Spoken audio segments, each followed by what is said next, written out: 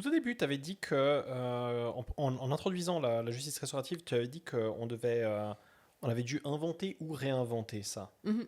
Est-ce qu'on l'invente ou est-ce qu'on le réinvente? On le réinvente plutôt, en fait, parce que bon, le terme justice restaurative, il remonte un peu aux années 70 aux États-Unis, où un Américain met en place des rencontres entre des victimes et des auteurs d'infractions. Ça marche tellement bien qu'il est enthousiaste et il théorise tout ça. Et en fait, à l'autre bout du globe, en Australie, il y a quelqu'un qui est en train de faire, qui est ethnologue en fait, et qui fait le tour des formes de justice, je vais mettre des gros guillemets, traditionnelles, c'est-à-dire précoloniales, dans des communautés, par exemple, aborigènes. Et en fait, il se rend compte que c'est comme ça qu'on Hmm. faisait justice dans des communautés qui étaient peut-être plus petites et plus unies, où ça ne fait aucun sens, en fait, de punir, d'infliger un mal supplémentaire quand il y a un mal qui a été subi par quelqu'un, et où de toute façon, on va devoir continuer à vivre ensemble. Et donc, voilà, c'est...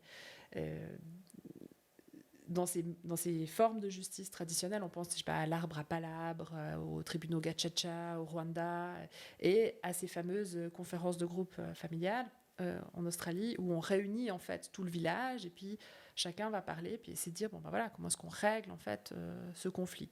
Donc pour te répondre, c'est nous autres, hommes et femmes blanches occidentales, on a l'impression d'avoir inventé l'eau chaude, quoi. En réalité, on a juste remis au goût du jour quelque chose qui se faisait, par exemple aux États-Unis, les Premières Nations, enfin ceux qu'on a appelés les Indiens d'Amérique, avaient des processus de justice restaurative, en fait. Enfin, ils se mettaient en cercle, chacun parlait à son tour, avec exactement ces mêmes objectifs, quoi.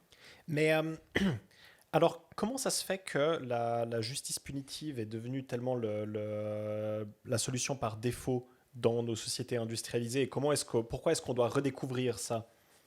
C'est une bonne question. C'est une question que je me suis beaucoup posée dans ma thèse. En fait, j'ai fait ma thèse sur la médiation pénale. Je me suis dit, mais en fait, comment est-ce qu'on en est arrivé là, en fait? Comment est-ce qu'on en est arrivé à ce système de justice où euh, on n'a pas vraiment l'impression de faire du bien à qui que ce soit, hein. La victime, elles se sont pas du tout réparées quand elle sort d'un procès pénal. L'auteur, il a qu'une envie, c'est d'en vouloir encore plus à la société. Enfin, je peins un tableau un peu noir, hein, c'est pas toujours comme ça, mais globalement, on se demande quel est le sens de tout ça. Euh, je pense qu'il y a quand même une grande partie qui est liée au fait qu'on s'est trouvé de plus en plus nombreux au même endroit, et donc avec de moins en moins la capacité de régler en fait un conflit nous-mêmes. Mhm. Et puis, on a vu la nécessité de faire intervenir un tiers pour pouvoir juger et décider à notre place, un tiers qui serait neutre, qui appliquerait la loi.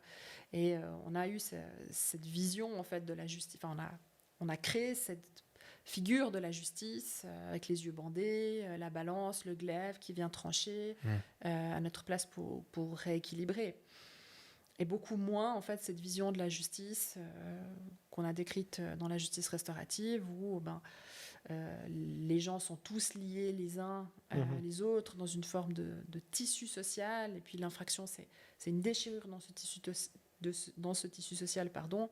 Puis la justice doit venir le recoudre, en fait.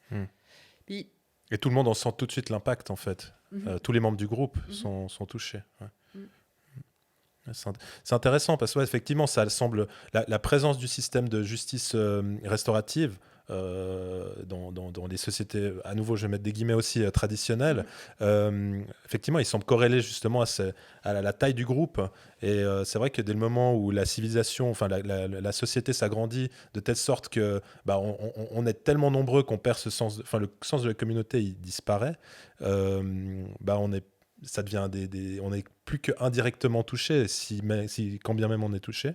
Et on a en plus la capacité, je crois, on met en place des infrastructures qui nous permettent d'écarter les auteurs aussi, de les mettre, de les emprisonner simplement, de les écarter à plus ou moins long terme de la société. Puis après, il y a d'autres moyens plus radicaux de les faire sortir de la société, comme on voit dans certains pays, la peine de mort. Mais ça, qui j'imagine, dans une petite communauté, une petite tribu, hypothétiquement, la disparition ou l'exécution d'un membre, après tout, de la communauté doit être devait être vécu comme un traumatisme, en fait. ou une impossibilité. Je peux imaginer. Mais Ouais. cela étant, c'est un peu un leurre de se dire qu'on est tous, on est très nombreux dans une circonscription territoriale qui est peut-être plus limitée. Et du coup, on n'a plus de ressources. Enfin, on se voit un peu comme des individus avec notre sphère d'intérêt. Et puis du coup, quand on empiète sur ma sphère d'intérêt, il faut qu'on tranche, puis il faut qu'on rétablisse l'équilibre. C'est pas vrai, on n'est pas ça. On est tous liés les uns avec les autres. On se sent attaqué directement si tout d'un coup quelqu'un fait une blague sur les Suisses. On va dire, on est quand même, on se sent touché en fait par certaines infractions qui seraient commises là où on vit.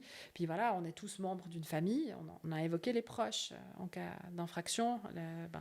Voilà, ils sont touchés par ça, donc ils sont évidemment atteints dans le tissu social qui forme néanmoins, quoi. On est les deux. On est certes des individus avec des intérêts propres, mais on est aussi liés les uns aux autres par une certaine forme de tissu social. Donc c'est pas parce qu'on a parfois besoin de trancher et de sanctionner qu'on n'a pas aussi besoin de réparer ces relations. Mais c'est une idée séduisante de se dire qu'on a chacun notre parcelle où on est autonome et que de nier ce tissu social. Mais c'est absurde. Je pense que ça ne correspond pas à la réalité, disons.